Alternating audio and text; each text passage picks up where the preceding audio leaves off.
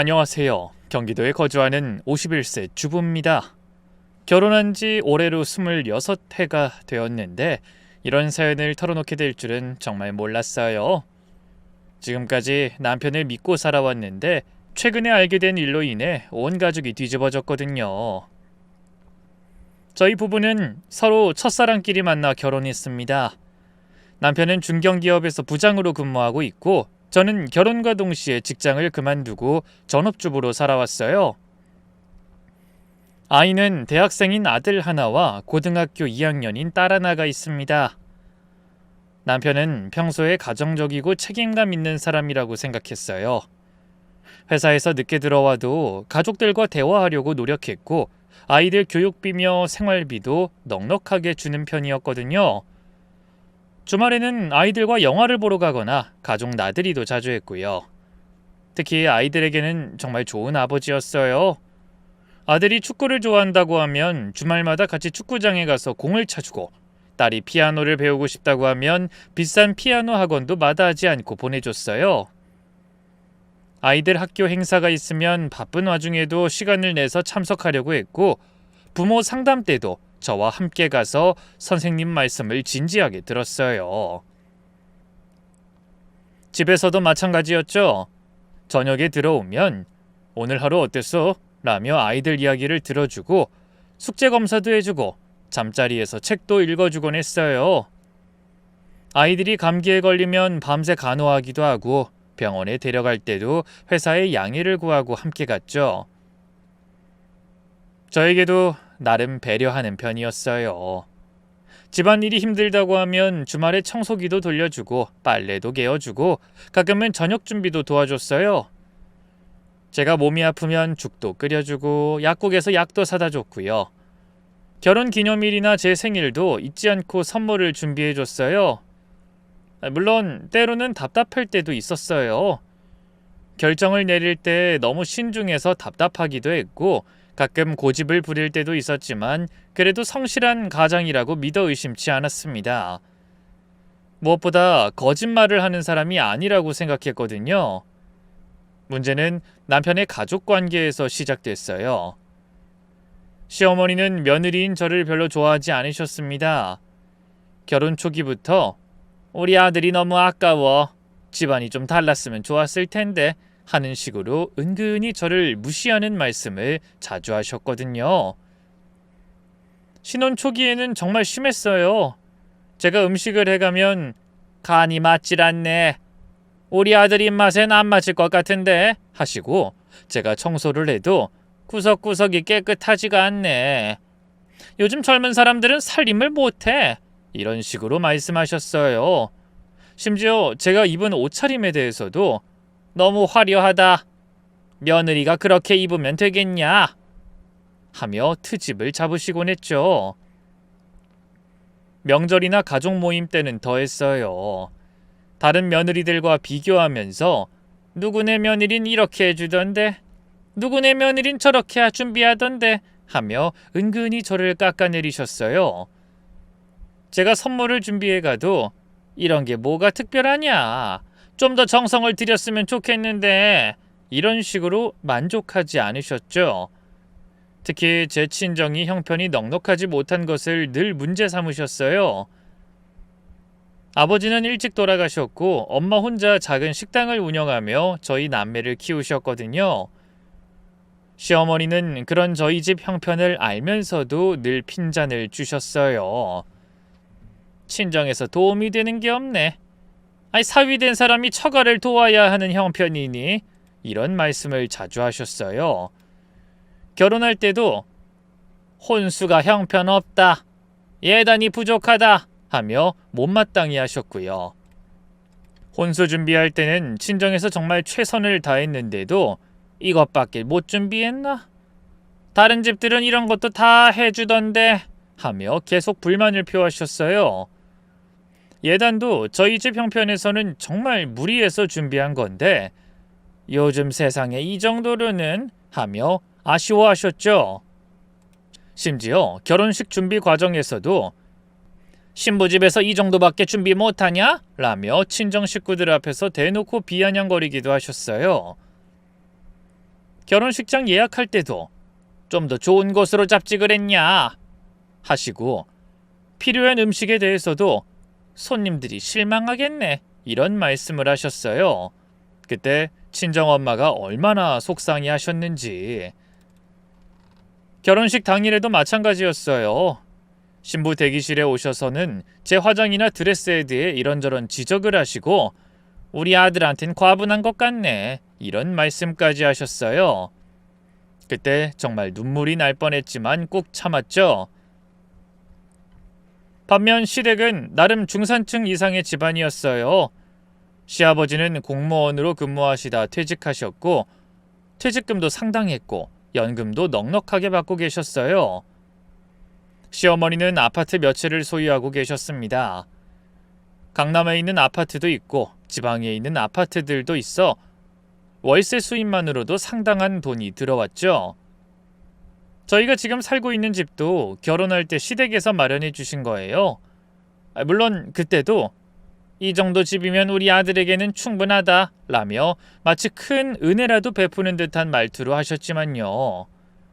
원래는 더 좋은 집을 주려고 했는데 며느리 집안 형편을 생각해서 이 정도로 맞췄다 라는 식으로 말씀하시기도 했어요. 가구나 가전제품을 살 때도 마찬가지였죠. 이런 것들은 신부집에서 준비하는 게 맞는데, 다른 집들은 다 신부집에서 했는데 이런 말씀을 하시면서도 결국은 시댁에서 사주셨어요.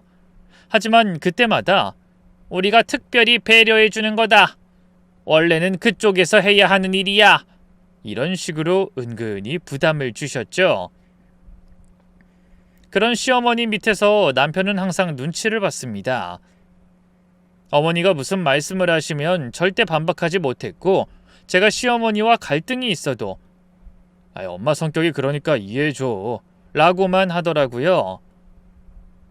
가끔 제가 당신이 좀 말해줘 라고 하면 엄마를 거스르면 집안이 더 복잡해져 라며 오히려 저를 달래려고만 했어요. 그때가 제일 힘들었던 것 같아요. 첫 아이를 임신했을 때 제가 엄마에게 알려드릴게요 라고 했더니 시어머니가 그런 건 시댁부터 먼저 알려야 하는 거야 라며 화를 내셨어요.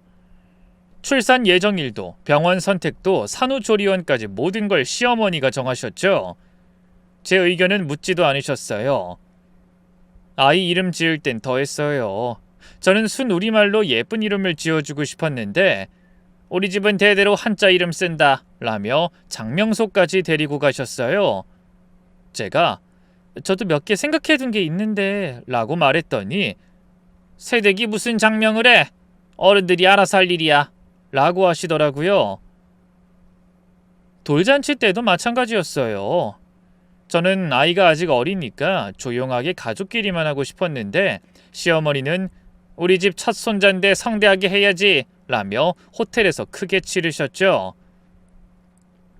초대 명단부터 음식 메뉴, 돌상 차리는 것까지 전부 시댁에서 결정하셨죠. 그때마다 남편에게 말했어요. 당신이라도 좀 말해줘. 내 의견도 들어봐야 하는 거 아니야?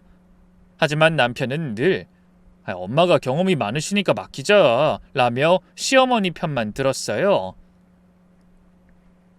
그럼 내 친정엄마 의견을 왜 안 들어? 라고 물으면 어머니가 서운해하실까봐 라며 오히려 저를 달래려고만 했어요. 그럴 때마다 정말 서러웠어요. 내가 이 집에서 무슨 존재인가 싶더라고요. 둘째 때도 똑같았어요. 이번엔 제가 미리 저도 참여하고 싶어요 라고 말했는데 시어머니는 첫째 때 잘했는데 왜 바꿔? 라며 들어주지 않으셨죠. 그때 정말 남편과 큰 싸움을 했어요. 당신은 내 남편이야? 어머니 아들이야? 둘 다잖아. 왜 이렇게 극단적으로 생각해? 극단적? 내가 언제 극단적으로 했어? 그냥 내 의견도 존중해 달라는 거잖아. 하지만 남편은 끝까지 어머니 마음 상하게 하지 말자 라며 제 편을 들어주지 않았어요. 그때부터였던 것 같아요. 남편에 대한 마음이 조금씩 식어가기 시작한 게.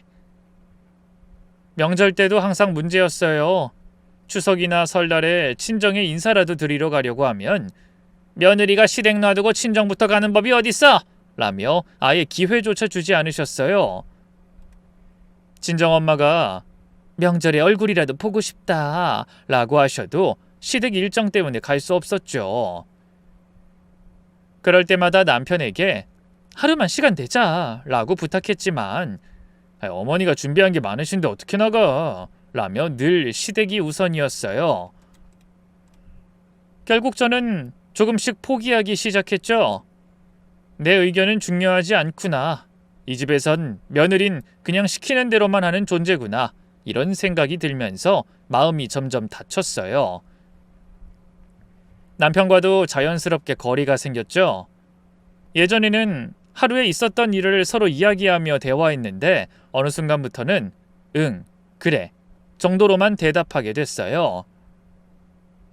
남편이 왜 말이 없어? 라고 물으면 별일 없어 라고 답하곤 했죠. 사실 별일이 없는 게 아니라 말해봤자 어차피 제 편은 안 들어줄 거라는 걸 알았거든요. 그렇게 저는 그냥 참고 넘어갔어요. 새댁이니까 어쩔 수 없다고 생각했거든요. 그런데 진짜 문제는 돈 문제였습니다. 시어머니는 제 친정에 대해서는 가난한 집 출신이라 돈 개념이 없다. 친정 도우려고 하지 마라 하고 막말을 퍼부으셨으면서도 정작 시댁에서 돈이 필요할 때면 언제나 남편에게 손을 벌리곤 했었죠. 몇 년 전 시아버지가 편찮으셨을 때도 그랬어요. 병원비며 간병비로 상당한 돈이 들어갔는데 남편은 야, 아버지 일인데 당연하지 라며 통장의 절반을 털어서 드렸습니다. 그때 병원비만 해도 3천만 원이 넘었는데 저축해둔 돈이 한순간에 날아갔어요. 그때 저는 우리도 아이들 교육비가 만만치 않은데 라고 말했다가 부모님 일에 왜 그렇게 인색하게 굴어? 라며 크게 혼이 났어요. 반면 제 친정 일엔 정말 박했어요. 몇 년 전 엄마가 식당을 확장하려고 하실 때도 장사 안 되는 거 뻔한데 왜 돈을 퍼부어? 친정 도와봤자 밑 빠진 독에 물 붓기야 라며 10원 한 장도 주려고 하지 않았거든요. 우리 부모님을 모욕하는 말들을 듣기 싫어서 저도 어지간하면 남편에게 뭘 요구하지 않게 됐죠. 하지만 엄마가 편찮으셔서 병원에 입원하셨을 때는 정말 제 가슴에 대못이 박히더군요. 제가 엄마 병원비 좀 도와줘 라고 했더니 그런 건 네가 알아서 해야지 왜 우리 돈을 써? 라며 펄쩍 뛰는 겁니다. 심지어 친정에서 돈 달라고 하면 어떻게 하냐? 라며 핀잔까지 주더라고요. 할 수 없이 제가 남몰래 부업을 해서 엄마 병원비를 마련했었죠. 밤늦게 온라인 쇼핑몰 상품 포장 일을 하고 새벽에는 신문 배달까지 했어요. 지금은 웃으며 이야기할 수 있지만 그땐 정말 매일이 눈물바람이었다니까요. 남편은 늘 우리 집을 무시하면서도 정작 시댁에서 돈 얘기가 나오면 발벗고 나서 챙기더라고요. 시동생이 사업자금이 필요하다고 하면 1,000만 원씩 빌려주고 시누이가 아이 학원비가 부족하다고 하면 몇백만 원씩 보태주고 작년에는 시누이 집 보일러가 고장났다며 200만 원을 송금하기도 했어요. 제게는 언제나 사후 통보가 돌아왔습니다. 동생이 급하게 필요하다고 해서 좀 보내줬어. 어머니가 갑자기 돈이 필요하시다고 해서 이런 식으로 일이 다 끝난 후에야 알려주더라고요. 그럴 때마다 속이 쓰렸지만 참았어요. 남편이 시댁 일은 내가 처리할 일이니까 신경 쓰지 마 라고 하면 알았어 라고 대답할 수밖에 없었으니까요. 그런데 얼마 전부터 뭔가 이상하다는 느낌이 들기 시작했어요. 가계부를 정리하다 보니 매달 생활비에서 돈이 자꾸 부족했거든요. 남편이 주는 생활비는 일정한데 쓴 돈은 그보다 적은 거예요. 제가 계산을 잘못했나 싶어서 다시 확인해 봤는데 분명히 어딘가로 돈이 새고 있었습니다. 특히 지난 몇 달간은 아이들 학원비나 생활비가 빠듯해서 제가 아껴가며 써야 했던 적이 여러 번 있었어요. 마트에서 장을 볼 때도 가격표를 일일이 따져보고 아이들이 사달라는 것도 다음에라며 미뤄야 했고 저 자신을 위한 지출은 거의 포기하다시피 했어요. 아들 대학 등록금도 부족해서 학자금 대출을 받기까지 했는데 그때 얼마나 마음이 무거웠는지 아들에게 미안하다. 엄마 아빠가 더 준비하지 못해서 라고 사과했던 기억이 나요. 정작 그 돈이 어디로 가는지도 모른 채 말이에요. 그리고 며칠 전 드디어 그 진실을 알게 됐어요. 남편이 샤워하는 사이에 휴대폰에 문자가 왔는데 시어머니 이름으로 이번 달도 고맙다. 아들 덕 많이 보내 라는 내용이었거든요. 그 순간 정말 세상이 빙글빙글 돌더라고요. 손이 바들바들 떨리고 가슴이 쿵쾅거리고 처음에는 뭔가 잘못 본 게 아닌가 싶어서 몇 번이고 다시 읽어봤어요. 하지만 분명히 거기 적혀 있었죠. 그 순간 모든 퍼즐이 무서울 정도로 또렷하게 맞춰졌어요. 왜 가게가 빠듯했는지, 왜 아이들 등록금이 부족했는지, 왜 제가 밤늦게 부업을 해야 했는지 모든 게 한순간에 이해됐죠. 남편이 저 몰래 시댁에 매달 돈을 보내고 있었던 거예요. 제가 알아본 결과 무려 월 300만 원씩 거의 2년 동안 보내고 있었더라고요. 그 충격이란 정말 표현할 수가 없어요. 마치 믿었던 바닥이 한순간에 무너져 내리는 느낌이었어요. 그날 밤 남편에게 따져 물었더니 처음에는 뭔 소리야 라며 발뺌하다가 결국 어머니가 생활비가 부족하다고 하셔서 조금씩 드리고 있어 라고 실토했어요. 그럼 나한텐 왜 말 안 했어? 라고 물었더니 말하면 또 반대할 것 같아서 라고 하더라고요. 정말 어이가 없었어요. 더 화가 났던 건 남편의 태도였어요. 내가 번 돈 내가 주겠다는데 왜 그렇게 굴어? 어머니 생활비 드리는 게 그렇게 문제야? 하면서 오히려 저를 나무라는 거예요.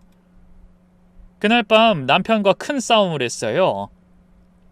저는 감정이 복받쳐서 이게 말이 되냐며 소리를 질렀고 남편은 왜 이런 일로 난리야? 라며 오히려 저를 비난했거든요.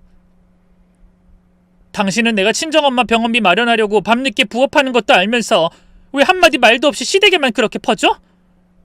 그건 그거고 이건 이거지.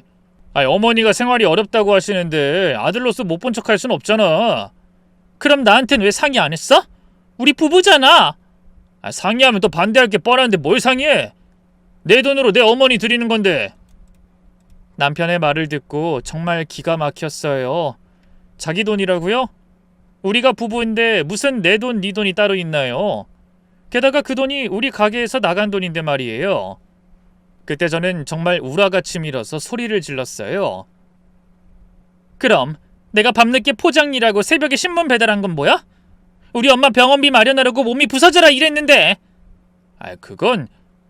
그땐 상황이 달랐잖아. 뭐가 달라? 둘 다 부모님인데 왜 차별해? 남편은 대답하지 못하고 고개만 돌렸어요. 정말 답답했습니다. 더 알아보니 상황이 더 심각했어요. 시어머니가 남편에게 며느린 절대로 이 일 알게 하지 마라. 괜히 기분 나빠할 텐데 하면서 아예 저를 배제하고 거래를 하고 있었던 거예요. 심지어 시어머니는 다른 사람들 앞에서는 우리는 자식들한테 폐 안 끼치고 자립해서 살고 있다. 요즘 젊은 사람들은 부모 모시는 마음이 없어서 걱정이다. 라고 떠들고 다니고 있었다는 거예요. 정말 이중적이었죠. 남편한테는 매달 300만 원씩 받아가면서 겉으로는 자립하는 척 착한 시어머니 행세를 하고 있었던 거죠. 며칠 후 시댁에 직접 찾아가서 시어머니와 대화를 나눴어요. 어머님, 남편이 매달 생활비 드리고 있다던데 전 전혀 몰랐거든요. 앞으로는 저도 알고 싶어요. 그랬더니 시어머니의 반응이 가관이었어요. 아유, 그런 걸 왜 신경 써? 우리 아들이 효자라서 그런 거지. 네가 다 알 필요가 있어? 부부 사이 비밀이 어디 한둘인가? 더 가관인 건 그 다음이었어요. 근데 말이야, 네 친정은 왜 도움을 안 주냐? 우리는 아들이 챙겨주는데 너희 친정은 왜 맨날 자식에게 받기만 하지? 정말 어이가 없었어요.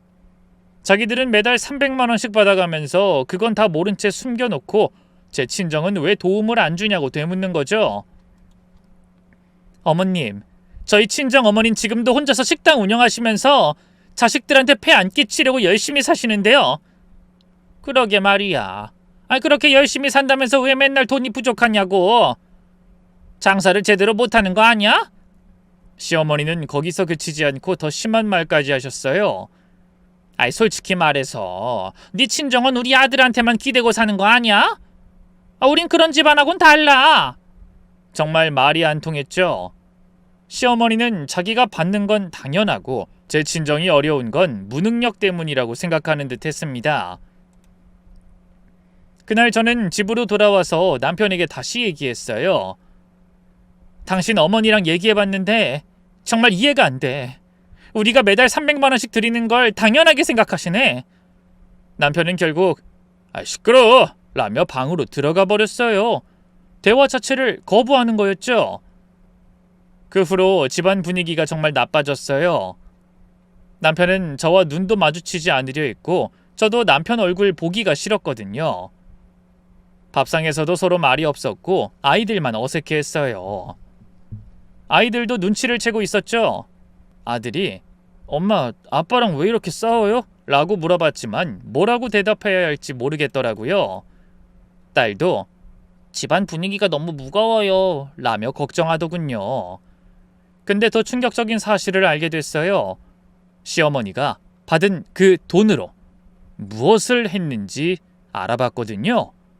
알고 보니 시어머니는 매달 받은 300만 원을 모두 시누이에게 주고 있었던 거예요. 시누이가 이혼하고 혼자 아이를 키우고 있다는 이유로 남편이 준 돈을 고스란히 딸에게 전달하고 있었던 거죠. 그것도 모자라 시어머니는 다른 친척들에게 우리 딸이 이혼해서 힘든데 큰며느리가 도움을 주지 않으려 한다. 친정만 챙기고 시댁은 신경도 안 써. 라고 저에 대한 험담을 퍼뜨리고 있었어요. 심지어 동네 마트에서도 우리 며느린 참 매정해. 친정 일이면 발벗고 나서는데 시댁 일은 모른 척해. 라며 제 욕을 하고 다니고 있었다는 거예요. 정말 기가 막혔죠. 남편이 매달 300만 원씩 주는 것도 모자라 제가 나쁜 며느리로 소문까지 나고 있었던 거예요. 이 사실을 알고 남편에게 따졌더니 동생이 어려우니까 어머니가 도와주시는 것 같은데 그게 뭐가 문제야? 라고 하더라고요. 문제는 내가 전혀 모르는 상태에서 우리 돈이 시누이한테 가고 있다는 거야. 그것도 거의 2년 동안이나. 그래서 동생 돕는 게 잘못됐나? 잘못된 게 아니라 상의를 했어야 한다는 거지. 그럴 거면 내 친정은 왜 그렇게 박하게 돼 있는데? 장모님은 아직 젊으시니까 스스로 해결할 수 있잖아. 동생은 혼자 아이까지 키워야 하는 상황이고. 정말 말도 안 되는 논리였어요. 제 엄마도 혼자 저희 남매를 키우셨는데 왜 시누이만 특별 대우를 받아야 하는 건지 이해가 안 됐거든요. 더 화가 났던 건 남편이 시누이한테는 네가 이해해라. 민지 엄마가 예민해하더라. 미안해. 좀 더 조용히 하자. 라고 문자를 보낸 걸 발견했을 때였어요.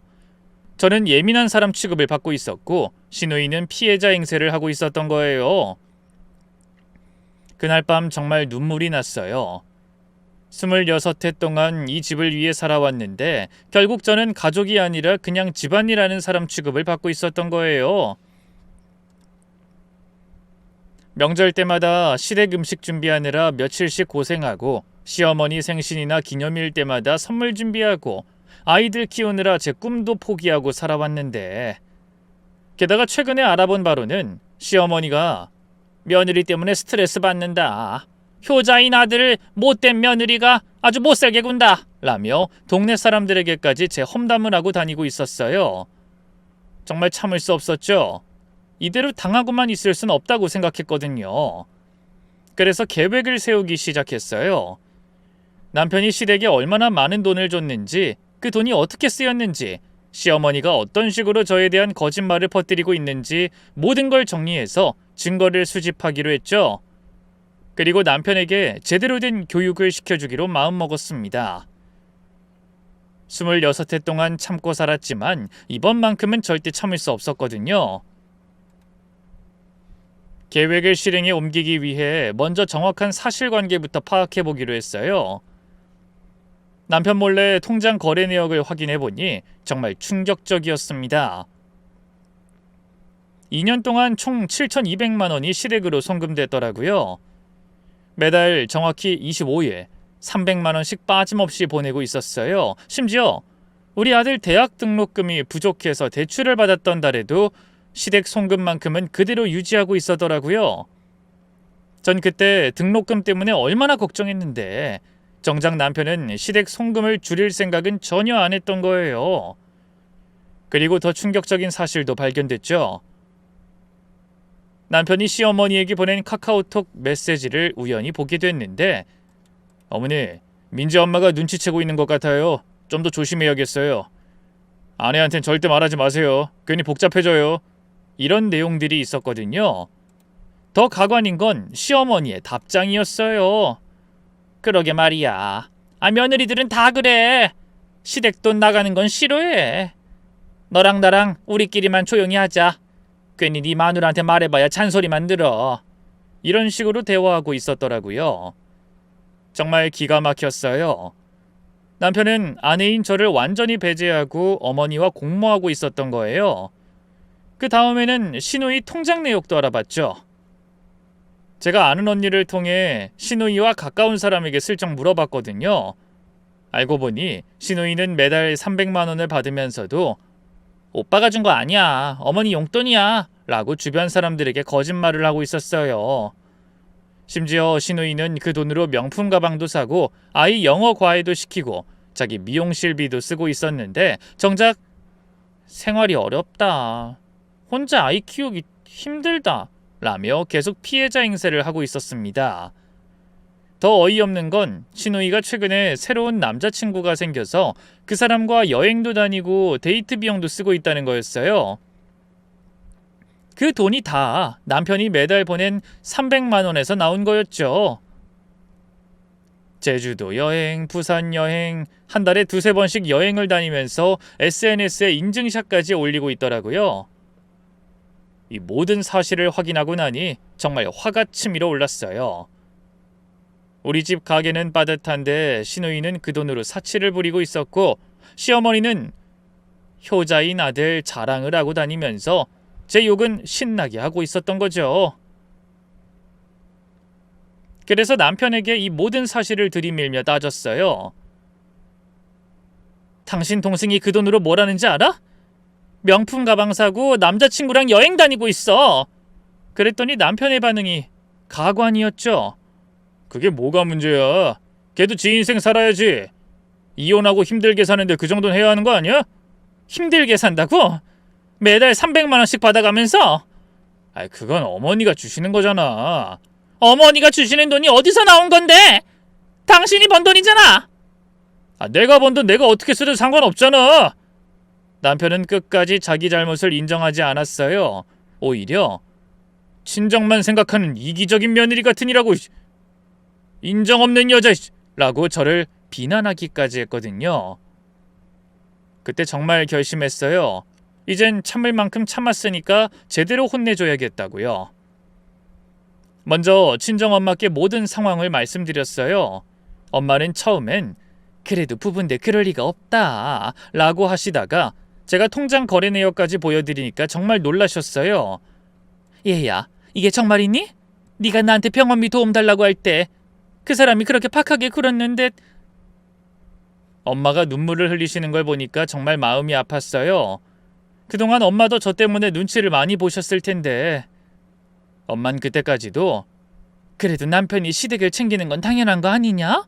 라고 하셨지만 제가 월 300만 원씩 2년간 7천만 원을 몰래 보냈어 라고 하니까 그건 너무 심하다 라며 화를 내셨어요. 저는 더 치밀한 계획을 세웠죠. 시댁 사람들이 얼마나 이중적이고 거짓말쟁이인지 주변 사람들이 모두 알 수 있도록 하기로 했거든요.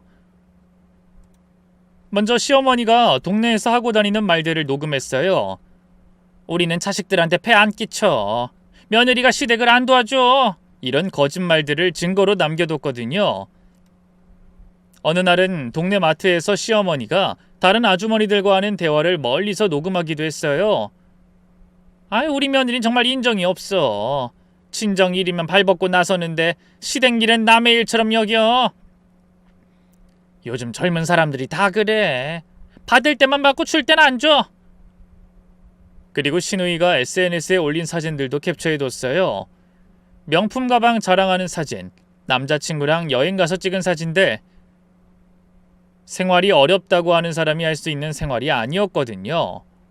무엇보다 남편이 시어머니 신우이와 주고받은 카카오톡 메시지들을 모두 백업해뒀어요. 저를 어떻게 속였는지, 어떤 식으로 음모를 꾸몄는지 모든 증거가 거기 있었거든요. 그런데 이 모든 준비를 하는 동안 더욱 충격적인 사실을 알게 됐어요. 시어머니가 다른 모임에서 우리 큰며느린 정말 인정도 없고 계산적이야.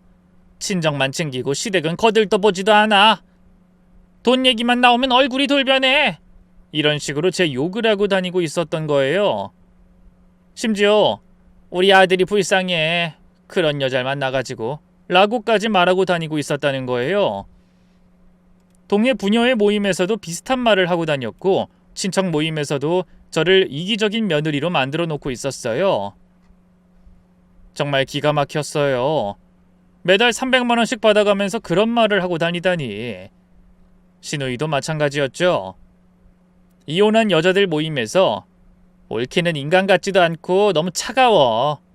오빠를 조종해서 날 돕지 못하게 해. 시어머니한테도 인사 제대로 안 해. 이런 거짓말을 퍼뜨리고 있었습니다.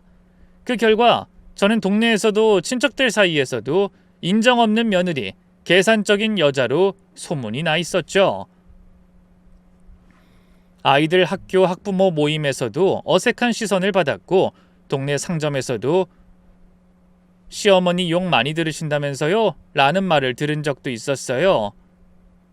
이 모든 걸 알고 나니까 정말 분노가 치밀어 올랐죠. 26해 동안 시댁을 위해 살아왔는데 결국 이런 취급을 받고 있었다니. 그래서 결심했어요. 이제는 정말로 이 사람들에게 제대로 된 선물을 주기로요. 그들이 그동안 얼마나 거짓말쟁이였는지, 얼마나 이기적이고 파렴치한 사람들인지 모든 사람들이 알 수 있도록 만들어주기로 했어요. 그 선물을 준비하는 동안 남편은 여전히 시댁으로 돈을 보내고 있었고 시어머니와 시누이는 여전히 제 험담을 하고 다니고 있었어요. 하지만 저는 참고 기다렸죠. 곧 그들이 받을 충격이 얼마나 클지 생각하니까 오히려 마음이 시원해지더라고요. 드디어 선물을 주기로 한 날이 왔어요. 마침 시어머니 생신이 한 달 후에 있어서 그날을 타겟으로 잡았거든요. 몇 주 전부터 차근차근 준비를 시작했습니다.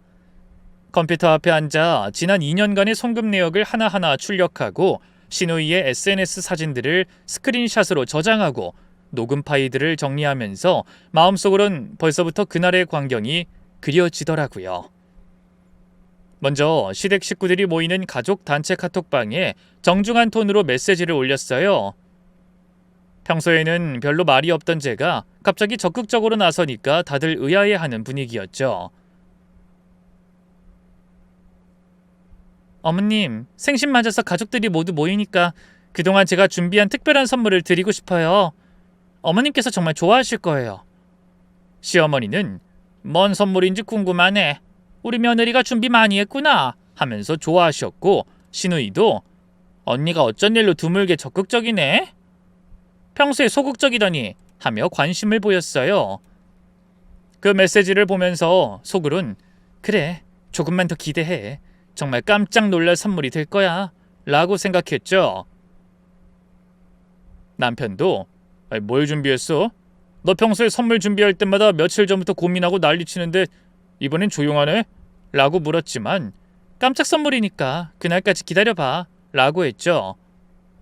그리고 생신 전날 밤 침실에서 남편에게 의미심장하게 말했어요. 내일 어머님 생신상에 올릴 특별한 선물이 있어. 당신도 정말 놀랄 거야.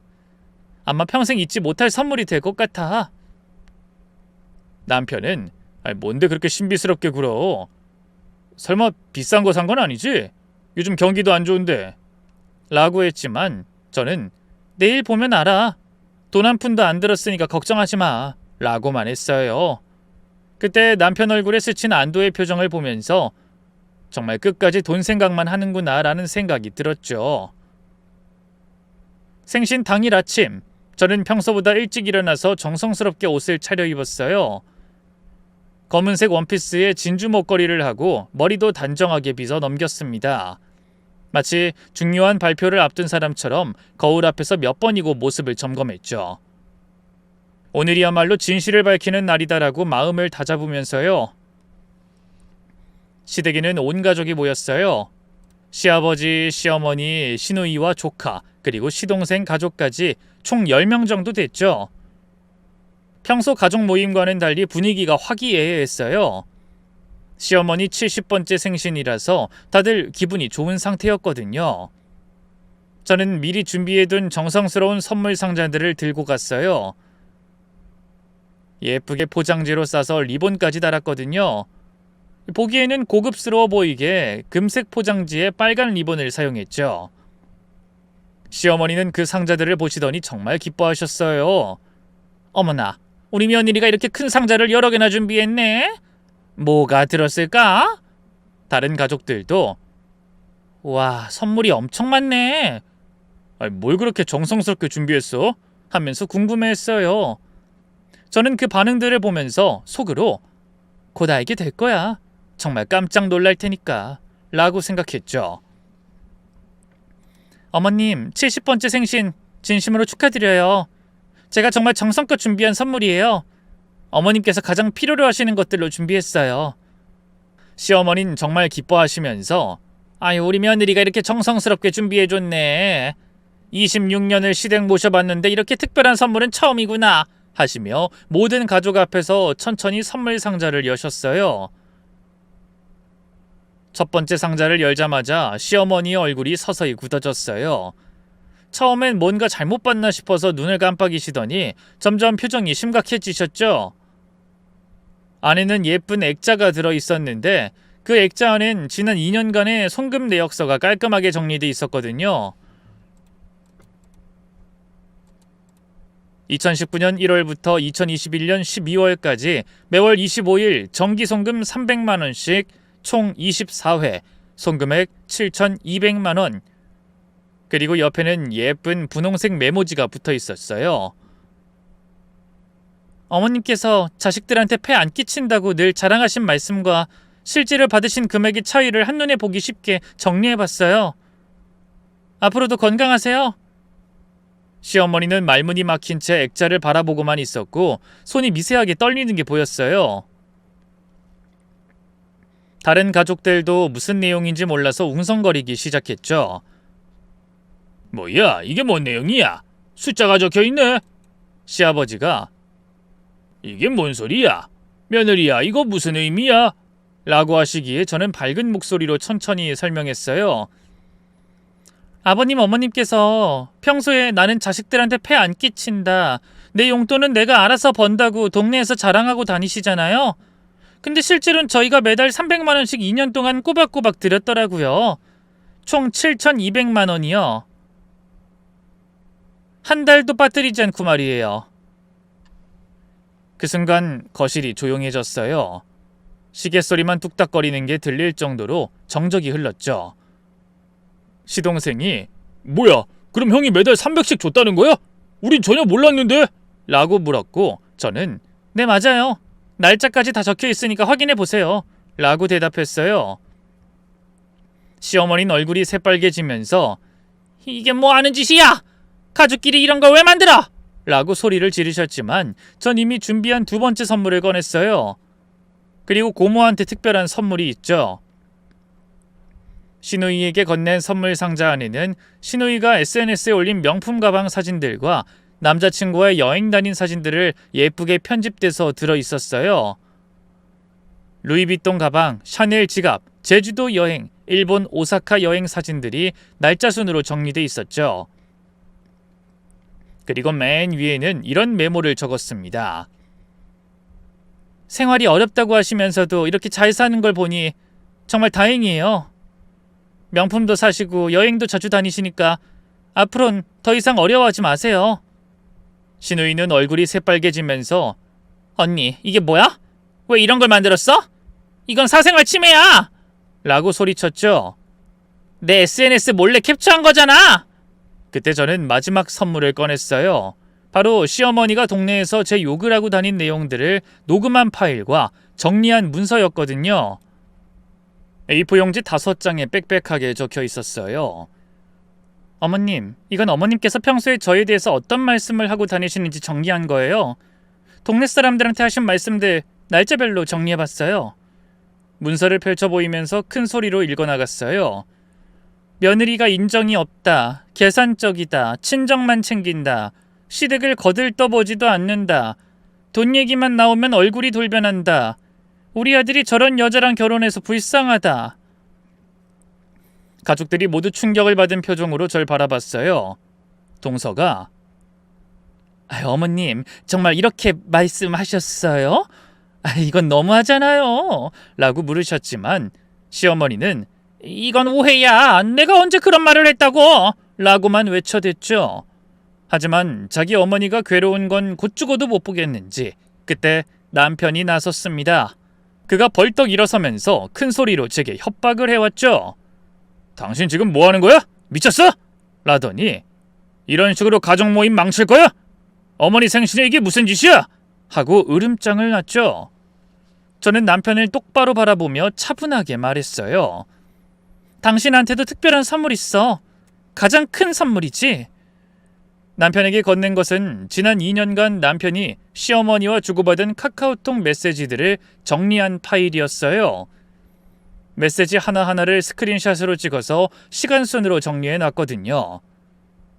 엄마한테 절대 말하지 마세요. 민지 엄마가 눈치채고 있는 것 같아요. 와이프가 성가시게 굴까봐 비밀로 했어요. 엄마만 알고 있으세요. 이런 메시지들이 날짜별로 정리돼 있었죠. 남편이 시어머니한테 보낸 메시지들, 시누이한테 보낸 메시지들이 모두 다 있었어요. 남편은 기가 막힌 듯 이걸 어떻게 내 휴대폰을 라고 중얼거렸고 저는 당신이 매일 밤 샤워하는 30분 동안 휴대폰 보고 하나하나 캡처한 거야. 몇 달 동안 차근차근 모았어. 라고 했죠. 그러고는 시아버지를 바라보면서 차분하게 설명을 시작했습니다. 아버님, 저는 지난 26년간 이 집의 며느리로 살면서 한 번도 시댁에 누가 되려고 하지 않았어요. 근데 이 사람들은 저 몰래 매달 300만 원씩 받아가면서 저를 나쁜 며느리로 만들고 있어요. 그 돈은 시누이가 명품 사고 여행 다니는 데 쓰였고 시어머니는 그 사실을 숨기면서 동네에서 절 험담하고 다녔죠. 이제 모든 분들이 진실을 아셨으니까 앞으로는 누가 정말 이기적인 사람인지, 누가 정말 가족을 생각하는 사람인지 알 수 있을 거예요. 분위기가 정말 가관이었습니다. 아무도 입을 열지 못하고 있는데 시어머니가 얼굴을 새빨갛게 달구면서 너 진짜 미쳤니? 얘가 왜 이래? 당장 나가! 라고 소리쳤죠. 하지만 전 웃으면서 다행이네요. 더 이상 거짓말쟁이들과 한가족인 척하지 않아도 되겠어요. 라고 대답했죠. 그 순간 남편이 제 팔을 거칠게 잡으면서 당신 그만해. 집에 가자. 당장 일어나! 라고 했어요. 저는 팔을 뿌리치면서 그래 가자. 이제 이 집구석에서 할 말은 다 했으니까. 26년 동안 참았던 말들 다 쏟아냈으니까 라고 하면서 모든 가족들에게 인사를 남겼습니다. 그동안 고생 많으셨어요. 앞으로는 서로 솔직하게 지내세요. 그리고 거짓말은 그만하시고요. 집으로 가는 차 안에서 남편은 벌벌 떨면서 당신 미쳤어? 어떻게 이런 일을 할 수 있어? 앞으로 얼굴 어떻게 보려고? 라고 소리를 질러댔어요.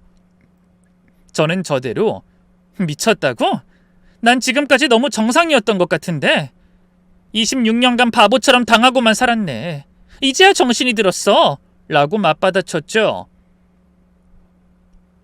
집에 도착하자마자 남편의 휴대폰에 시댁 식구들의 전화가 빗발치기 시작했어요. 벨소리가 끊임없이 울리더라고요. 남편은 전화를 받으면서 죄송합니다. 제가 단속 잘못했어요. 미안하다. 애엄마가 너무 선을 넘었지. 내가 아주 혼을 내놓을게.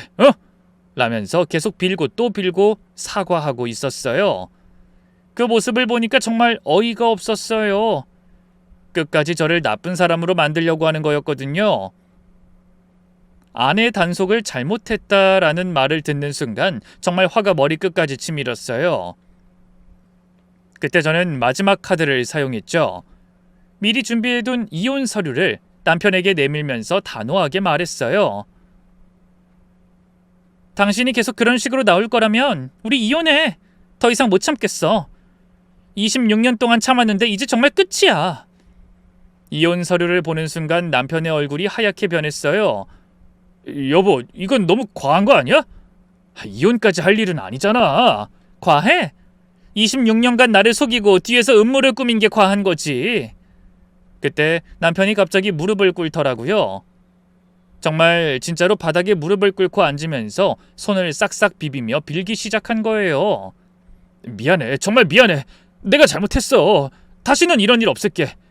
제발 이혼은 말자. 처음엔 작은 목소리로 사과하더니 점점 목소리가 커지면서 울기까지 시작했어요. 당신 말이 맞아.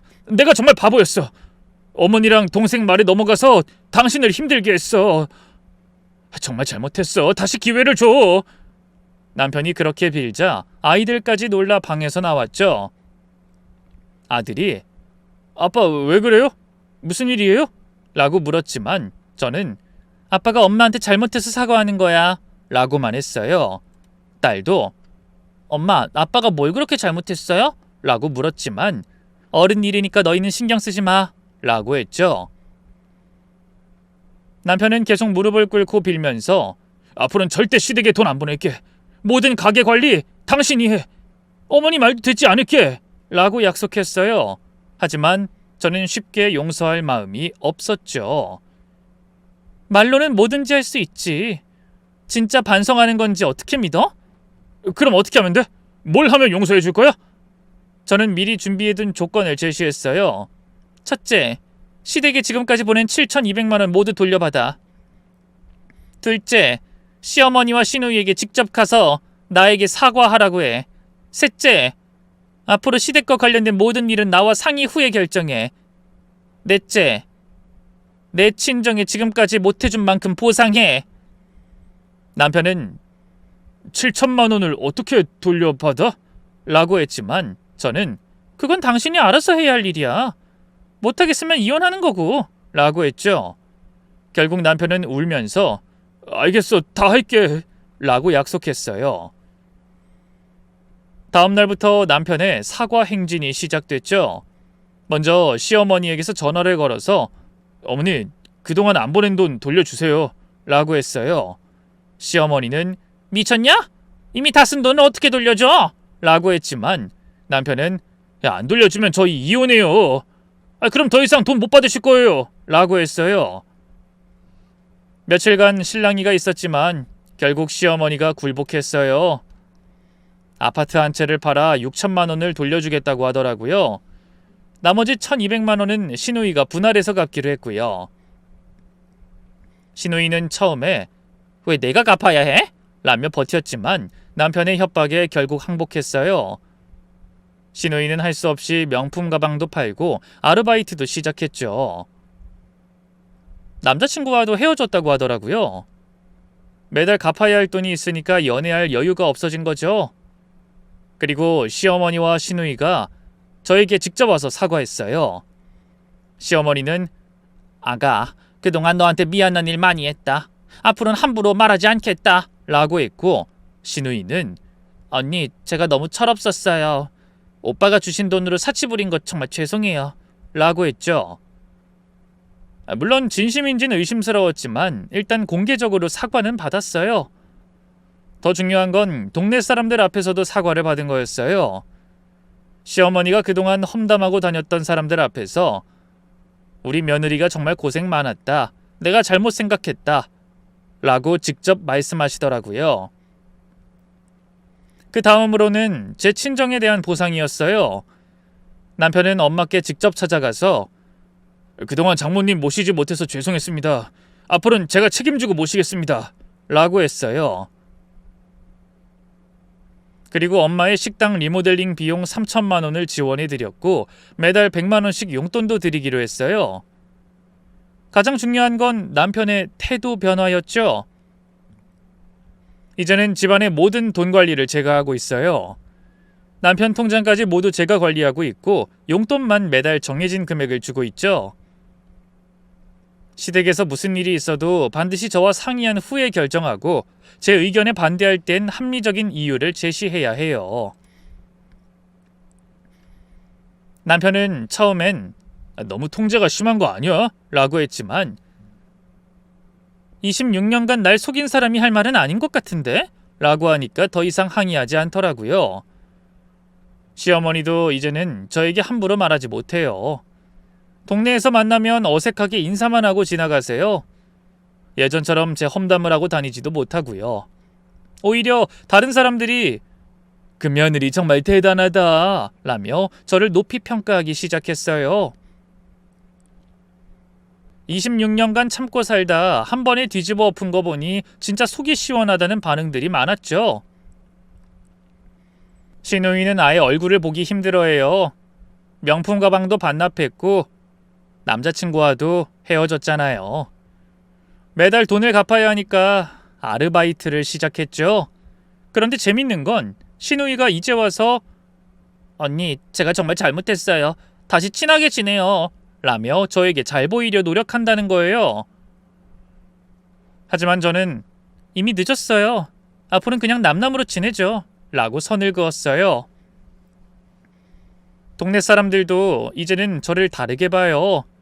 정말 대단하다. 시원하게 복수했다라며 오히려 저를 부러워하는 분들이 많아졌어요.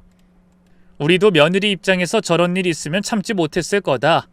26년간 참았으니 한 번쯤은 폭발할 만하다. 이런 반응들이 대부분이었죠. 가장 좋은 건 아이들의 반응이었어요. 아들이 엄마 정말 멋있어요.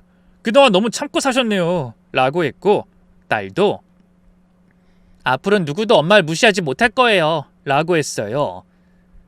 아이들도 그동안 할머니가 엄마 욕하는 걸 듣고 마음이 아팠다고 하더라고요. 할머니가 엄마 나쁘게 말할 때마다 기분 나빴다며 오히려 절 위로해줬죠. 남편도 이젠 진짜 달라진 것 같아요.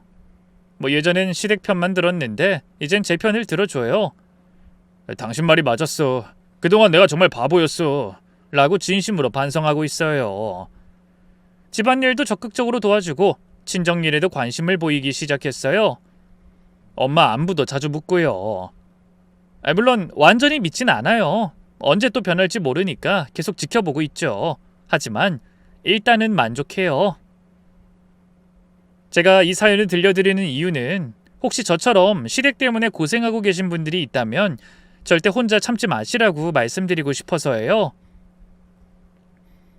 부부는 평등해야 하고 시댁이라고 해서 무조건 참을 필요는 없어요. 때로는 확실하게 선을 그어야 할 때도 있죠. 저는 26년 만에 진짜 가정의 주인이 됐어요. 이제는 누구도 저를 함부로 대하지 못해요. 그리고 제 친정도 당당하게 챙길 수 있게 됐죠. 물론 가족관계가 예전처럼 화목하진 않아요. 하지만 거짓된 화목보다는 진실한 긴장이 더 낫다고 생각해요. 앞으로는 더 이상 착한 며느리 흉내내지 않을 거예요. 제가 원하는 대로 당당하게 살 거예요. 혹시 지금 저처럼 고민하고 계신 분이 있다면 용기를 내세요. 분명히 달라질 거예요. 참는 것만이 미덕은 아니에요. 때로는 싸워야 할 때도 있답니다. 지금은 남편도 변했고 시댁도 절 함부로 대하지 못하고 친정도 당당하게 모실 수 있게 돼서 정말 만족해요. 가끔 친구들은 너 정말 대단하다. 어떻게 그런 용기가 났냐? 라고 물어보는데 저는 더 이상 참을 수 없었으니까 라고 대답해요. 여기까지가 제 이야기였습니다. 긴 이야기 들어주셔서 감사해요.